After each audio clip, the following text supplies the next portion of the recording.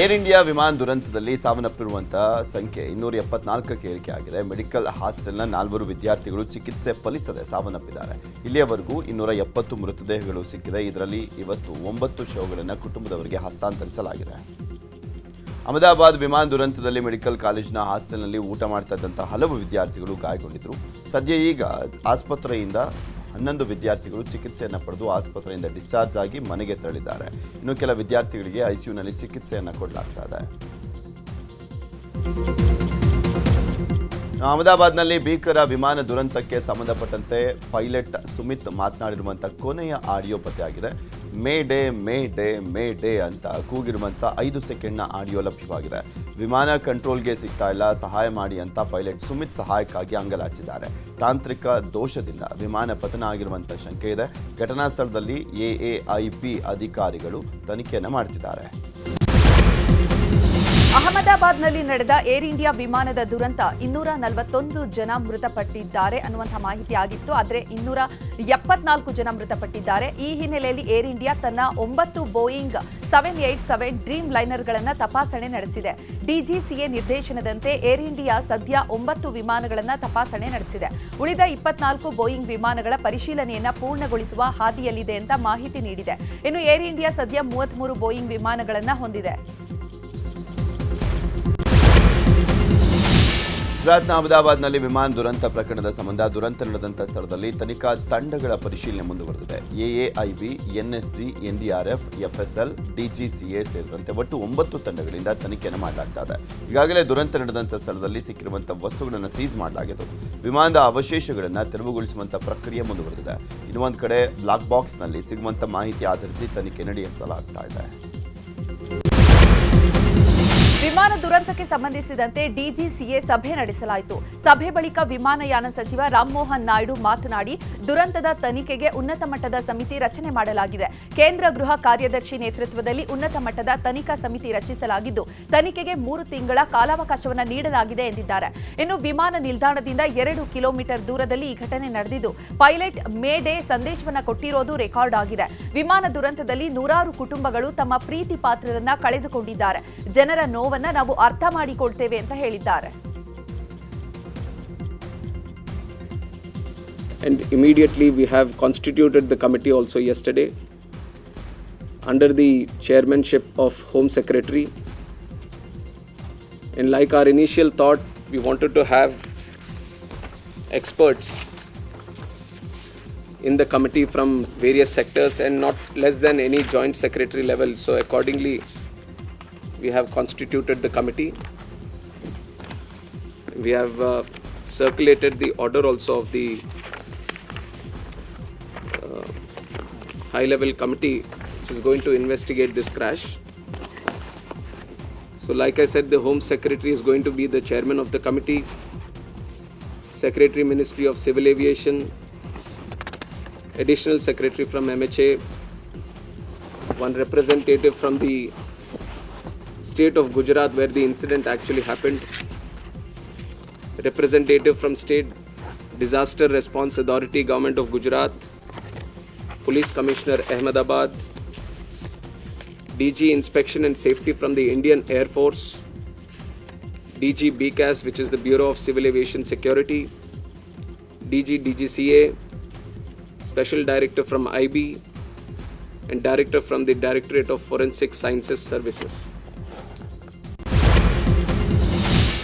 ಅಹಮದಾಬಾದ್ನಲ್ಲಿ ನಡೆದಂಥ ವಿಮಾನ ದುರಂತ ಪ್ರಕರಣಕ್ಕೆ ಸಂಬಂಧಪಟ್ಟಂತೆ ತನಿಖೆ ಚುರುಕುಗೊಂಡಿದೆ. 9ಕ್ಕೂ ಹೆಚ್ಚು ತನಿಖಾ ಸಂಸ್ಥೆಗಳಿಂದ ದುರಂತದ ತನಿಖೆಯನ್ನು ಮಾಡಲಾಗ್ತಾ ಇದ್ದು ದುರಂತಕ್ಕೀಡಾದಂಥ ಎಐ 171 ವಿಮಾನ ದುರಂತಕ್ಕೂ ಮುನ್ನ ವಿಮಾನದಲ್ಲಿದ್ದಂಥ ಸಿಬ್ಬಂದಿ, ಹಿಂದಿನ ಪೈಲಟ್ಗಳು ಹಾಗೂ ಸಿಬ್ಬಂದಿ ತನಿಖೆಯನ್ನು ಮಾಡಲಾಗ್ತಾ ಇದೆ. ಅಲ್ಲದೆ ದುರಂತಕ್ಕೀಡಾದಂಥ ವಿಮಾನ ಯಾವ ಪರಿಸ್ಥಿತಿಯಲ್ಲಿತ್ತು, ಎಐ 171 ವಿಮಾನದಲ್ಲಿ ತಾಂತ್ರಿಕ ದೋಷವಿದ್ದರೆ ಸಂಬಂಧಪಟ್ಟಂಥವರಿಗೆ ತಿಳಿಸಿದ್ರಾ ಎಂಬ ಬಗ್ಗೆ ತನಿಖೆ ಆಗ್ತಾ ಇದೆ. ವಿಮಾನ ದುರಂತದಲ್ಲಿ ಸಾವನ್ನಪ್ಪಿದಂಥ ಗಗನ ಸಖಿಯ ಮೃತದೇಹ ಪತ್ತೆಯಾಗಿದೆ. ವಿಮಾನದ ಹಿಂಭಾಗದಲ್ಲಿ ಗಗನ ಸಖಿಯ ಮೃತದೇಹ ಸಿಕ್ಕಿದೆ. ಘಟನಾ ಸ್ಥಳದಲ್ಲಿ ಶೋಧ ಕಾರ್ಯ ಮುಂದುವರೆದಿದೆ. ಪೊಲೀಸರು, ಸ್ವಯಂ ಸೇವಕರು, ವಿಧಿವಿಜ್ಞಾನ ತಜ್ಞರು ಸೇರಿದಂತೆ ಅನೇಕರು ಘಟನಾ ಸ್ಥಳದಲ್ಲಿ ಅವಶೇಷಗಳನ್ನು ತೆರವು ಮಾಡ್ತಾ ಇದ್ದಾರೆ. ಅಹಮದಾಬಾದ್ ವಿಮಾನ ದುರಂತವನ್ನ ವಿಡಿಯೋ ಮಾಡಿದ ಬಾಲಕ ಆರ್ಯನ್ ನ್ಯೂಸ್ 18 ಜೊತೆಗೆ ಮಾತನಾಡಿದ್ದಾರೆ. ನಮ್ಮೂರಲ್ಲಿ ಹತ್ತಿರದಿಂದ ವಿಮಾನ ಹಾರಾಡಲ್ಲ. ನಾನು ಅಹಮದಾಬಾದ್ಗೆ ಬಂದಿದ್ದೆ, ಸ್ನೇಹಿತರಿಗೆ ತೋರಿಸೋಕೆ ವಿಡಿಯೋ ಮಾಡಿದೆ. ವಿಮಾನ ಲ್ಯಾಂಡ್ ಆಗ್ತಾ ಇದೆ ಅಂತ ಅನ್ಕೊಂಡೆ, ಆದ್ರೆ ಆ ವಿಮಾನ ಸ್ಫೋಟ ಆಗ್ಬಿಡ್ತು. ಭಯ ಆಯ್ತು. ಅಕ್ಕ ಮತ್ತು ಅಪ್ಪನಿಗೆ ಹೇಳ್ದೆ ಅಂತ ಹೇಳಿದ್ದಾರೆ. मैं गांव में रहता हूँ, इसलिए मेरे गांव से पास से विमान जाता नहीं है, इसलिए मेरे कभी देखा नहीं था, इसलिए पहली बार ही अहमदाबाद आया था और अहमदाबाद से पास से विमान जा रहा था तो मैंने लगा वीडियो उतार दूँ, मेरे दोस्त को दिखाऊंगा ऐसा करके वीडियो उतारा था। प्लेन ऐसे ऐसे करके जा रहा था और वहाँ मैं कर रहा था कि वहाँ एयरपोर्ट है तो लैंडिंग कर रहा है, ऐसा मैंने लगा वहाँ जाके ब्लास्ट हो गया। मैंने सोचा भी नहीं।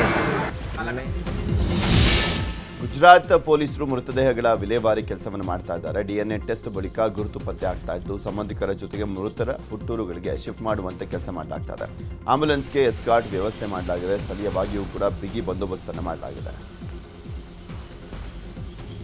ಈ ನಡುವೆ ತಲಾ 1 ಕೋಟಿ ಪರಿಹಾರ ಘೋಷಣೆ ಮಾಡಿದಂಥ ಟಾಟಾ ಸಂಸ್ಥೆ ಮಧ್ಯಂತರ ಪರಿಹಾರವಾಗಿ 25 ಲಕ್ಷ ರೂಪಾಯಿ ಹಣವನ್ನು ಕೂಡಲೇ ಬಿಡುಗಡೆ ಮಾಡಿದ್ದಾರೆ. ಮೃತರ ಕುಟುಂಬಸ್ಥರಿಗೆ 1 ಕೋಟಿ ಪರಿಹಾರ ನೀಡುವುದಾಗಿ ಟಾಟಾ ಸಂಸ್ಥೆ ಅಧ್ಯಕ್ಷ ಚಂದ್ರಶೇಖರ್ ಘೋಷಣೆ ಮಾಡಿದರು.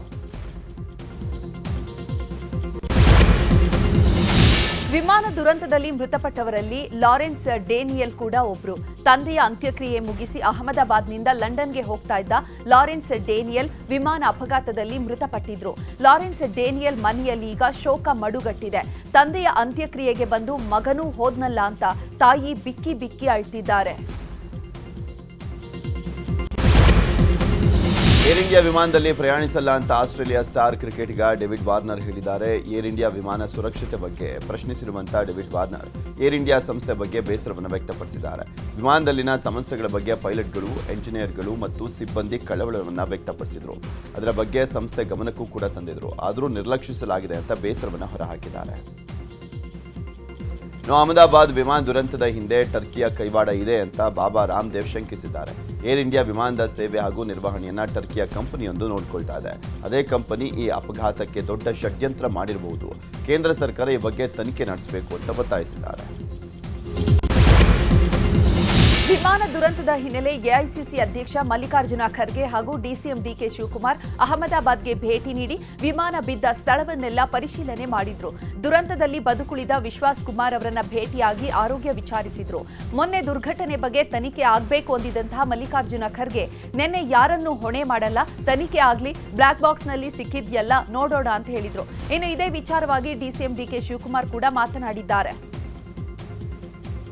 ब्लैक बॉक्स मिलने के बाद उसमें क्या निकलता, उस आधार पर हम इंक्वायरी के लिए भी उनको कहेंगे और दूसरे चीज़ों के लिए कहेंगे, लेकिन उससे पहले किसी को दोष देना मैं अच्छा नहीं समझता. ये टेक्निकल मैटर्स ये जो भी है उससे मालूम होगा और जो बातचीत हुई वो भी उसमें आएगा.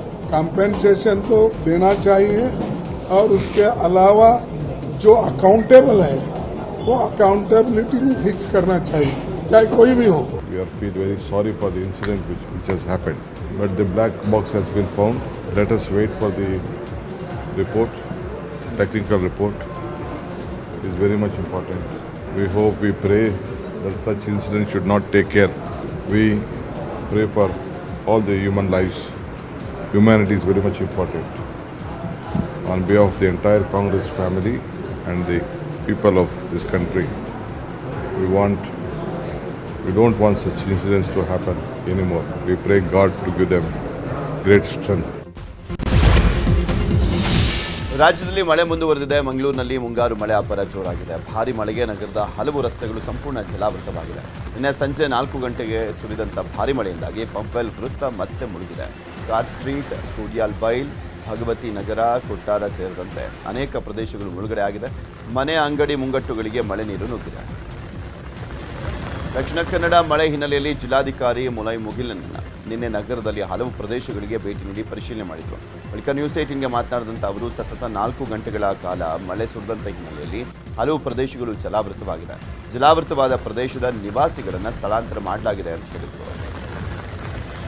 ಈ ಕಳೆದ ಒಂದು 7-8-10 ವರ್ಷದಲ್ಲಿ ಎಲ್ಲಿ ಈ ರೀತಿ ಜೋರಾಗಿ ಮಳೆ ಬೀಳುವಂಥದ್ದು ಅನ್ನುವಂಥದ್ದು ಗೊತ್ತಾಗ್ತಾ ಇದೆ. ಎಲ್ಲ ಕಡೆ ಕೂಡ ಇದು ಸ್ಪ್ರೆಡ್ ಔಟ್ ರೈನ್ಫಾಲ್ ಆಗಿ ಆಗ್ತಾ ಇಲ್ಲ, ಇಂಟೆನ್ಸಿವ್ ಆಗಿ ಒಂದೇ ಕಡೆ ಮಳೆ ಬೀಳೋದು. ಆ ರೀತಿ ಬೀಳುವಾಗ ಈ ಭೂಕುಸಿತಗಳು ಸಾಧ್ಯತೆ ಜಾಸ್ತಿ ಇರ್ತದೆ. ಅದನ್ನು ಮನವರಿಕೆ ಇಟ್ಕೊಂಡು ನಮ್ಮವರು ಹೇಳುವಾಗ ಅವರು ರಿಶ್ತೆದಾರ್ ಮನೆಗೋ ಇಲ್ಲ ನಮ್ಮ ಕಾಳಜಿ ಕೇಂದ್ರಗಳಿಗೆ ಸ್ಥಳಾಂತರ ಮಾಡಿಕೊಳ್ಳುವಂಥದ್ದು, ರಾತ್ರಿ ಹೊತ್ತು ಅದನ್ನು ಸ್ಥಳಾಂತರ ಮಾಡುವಂಥದ್ದನ್ನು ಕಟ್ಟುನಿಟ್ಟಾಗಿ ಅವರು ಕೂಡ ಇನ್ನು ಮಂಗಳೂರಿನಲ್ಲಿ ಧಾರಾಕಾರವಾಗಿ ಸುರಿದಂತ ಮಳೆ ಎಫೆಕ್ಟ್ನಿಂದಾಗಿ ಹೊರವಲಯದ ವಾಮಂಜೂರು ಸಮೀಪದ ಕೆತ್ತಿಕ್ಕಲ್ ಗುಡ್ಡ ಕುಸಿತವಾಗಿದೆ. ಗುಡ್ಡ ಕುಸಿತದ ಪರಿಣಾಮ ರಸ್ತೆ ಸಂಪೂರ್ಣ ಬಂದ್ ಆಗಿದೆ. ರಾಷ್ಟ್ರೀಯ ಹೆದ್ದಾರಿ 169 ಮಂಗಳೂರು ಮೂಡುಬಿದಿರೆ ಕಾರ್ಕಳ ಸಂಪರ್ಕಿಸುವಂತಹ ರಸ್ತೆ ಬಂದ್ ಆಗಿದೆ. ಹೆದ್ದಾರಿ ಅಧಿಕಾರಿಗಳು ರಾತ್ರಿಯೇ ಕುಸಿದಂತ ಮಣ್ಣನ್ನ ತೆರವು ಮಾಡಿದ್ದಾರೆ. ಉತ್ತರ ಕನ್ನಡದ ಶಿರಸಿ ದೇವಿ ಮನೆ ಘಟ್ಟದಲ್ಲಿ ಮತ್ತೆ ಗುಡ್ಡ ಕುಸಿತ ಉಂಟಾಗಿದೆ. ನಿನ್ನೆ ಕಾರವಾರದ ಬಿಣಗ, ಅರ್ಗ, ಸುರಂಗ ಮಾರ್ಗ ಮತ್ತು ಹಬ್ಬುವಾಡದಲ್ಲಿ ಗುಡ್ಡ ಕುಸಿದಿತ್ತು. ಹಬ್ಬುವಾಡದಲ್ಲಿ ಗುಡ್ಡದಂಚಿನ ಕುಟುಂಬಸ್ಥರ ಸ್ಥಳಾಂತರಕ್ಕೆ ಸೂಚನೆಯನ್ನು ನೀಡಲಾಗಿದೆ. ಮತ್ತೆ ದೇವಿ ಮನೆ ಗುಡ್ಡದಲ್ಲಿ ಗುಡ್ಡ ಕುಸಿತವಾಗ್ತಿರೋದ್ರಿಂದ ಸಂಚಾರ ಸಂಪೂರ್ಣವಾಗಿ ಬಂದ್ ಮಾಡಲಾಗಿದೆ. ಚಿಕ್ಕಮಗಳೂರಲ್ಲಿ ಭಾರೀ ಮಳೆಯಿಂದ ಬಾಬಾ ಬುಡನ್ಗಿರಿಗೆ ತೆರಳುವ ಮಾರ್ಗದಲ್ಲಿ ಗುಡ್ಡ ಕುಸಿತ ಉಂಟಾಗಿದೆ. ಕವಿಕಲ್ ಗಂಡಿ ಬಳಿ ರಸ್ತೆಯಲ್ಲಿಯೇ ಮಣ್ಣು ಬಂಡೆ ಕುಸಿದು ಬೀಳ್ತಾ ಇದೆ. ನಿತ್ಯ ಈ ಭಾಗದಲ್ಲಿ ಸಾವಿರಾರು ಸಂಖ್ಯೆಯಲ್ಲಿ ವಾಹನಗಳು ಸಂಚರಿಸುತ್ತವೆ. ಗುಡ್ಡ ಕುಸಿತದಿಂದ ಸವಾರರಲ್ಲಿ ಆತಂಕ ಮನೆ ಮಾಡಿದೆ.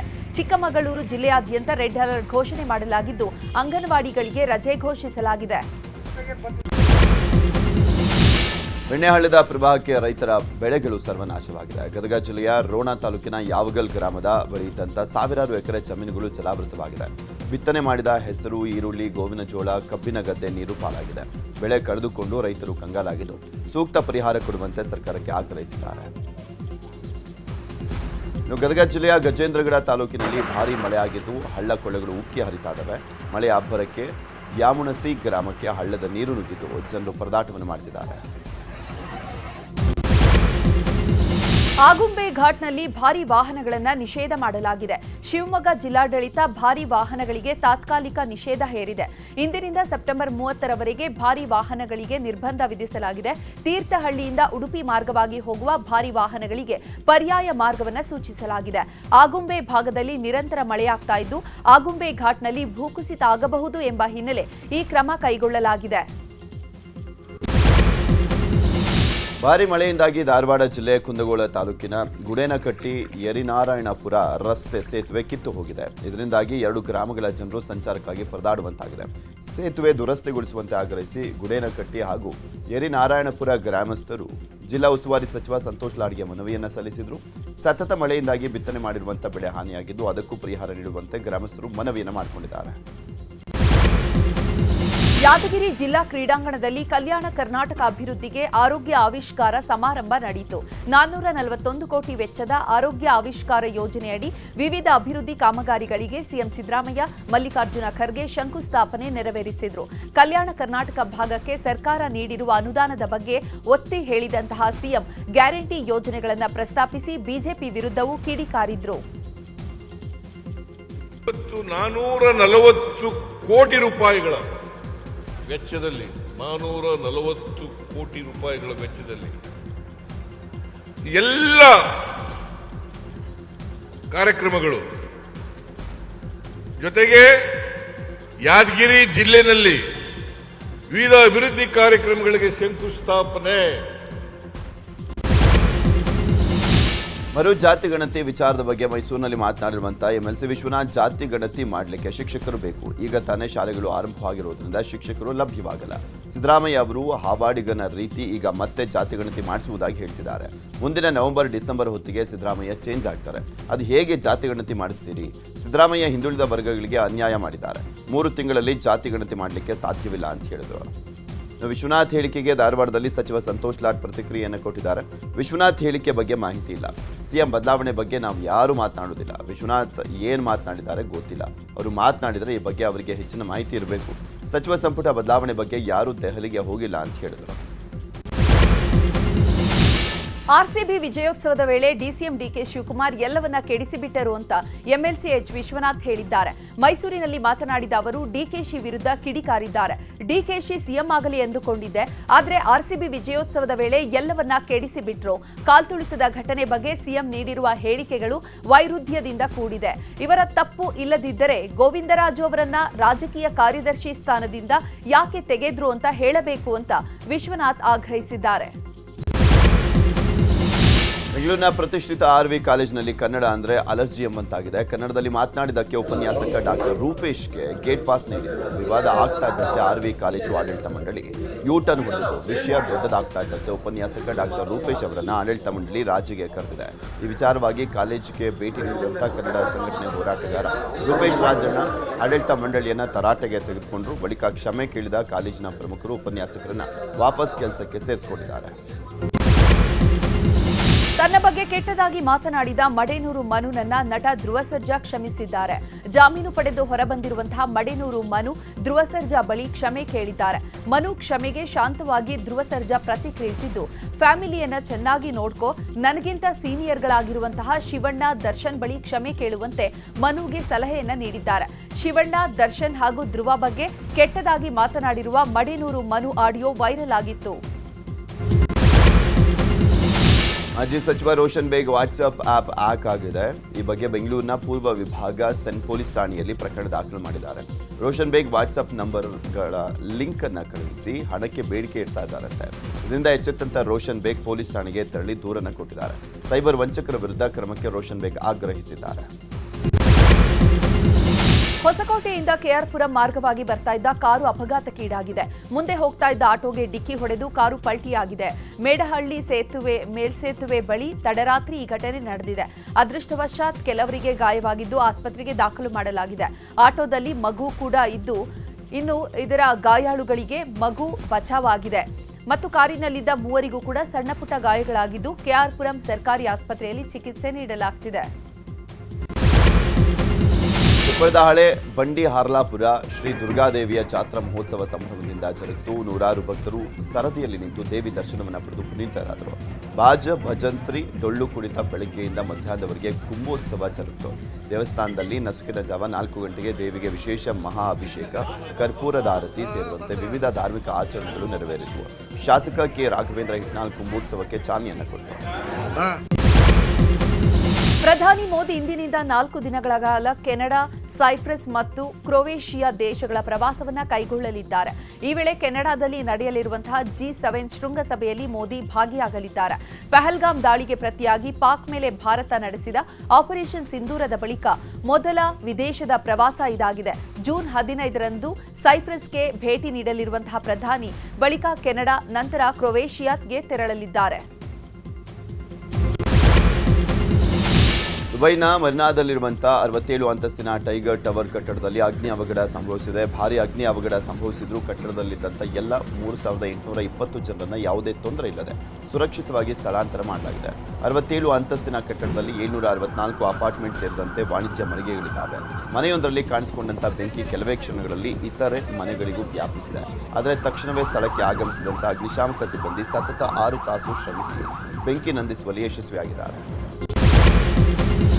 ಇರಾನ್ ಹಾಗೂ ಇಸ್ರೇಲ್ ನಡುವೆ ಸಂಘರ್ಷ ನಡೀತಾ ಇದೆ. ಇರಾನ್ನ ಪ್ರಮುಖ ಸೇನಾ ಸ್ಥಳಗಳನ್ನು ಗುರಿಯಾಗಿಸಿ ಇಸ್ರೇಲ್ ದಾಳಿ ಮಾಡಿದ್ದು, ಇರಾನ್ನಲ್ಲಿ ಎಮರ್ಜೆನ್ಸಿ ಘೋಷಣೆ ಮಾಡಲಾಗಿದೆ. ಈ ನಡುವೆ ಇಸ್ರೇಲ್ ಮೇಲೆ ದಾಳಿ ಮಾಡಲು ಇರಾನ್ ಯತ್ನಿಸ್ತಾ ಇದ್ದು, ಒಂದು ವೇಳೆ ಇರಾನ್ ದಾಳಿ ಮಾಡಿದ್ರೆ ತೆಹರಾನ್ ನಗರ ಹೊತ್ತಿ ಉರಿಯಲಿದೆ ಎಂದಿದ್ದಾರೆ.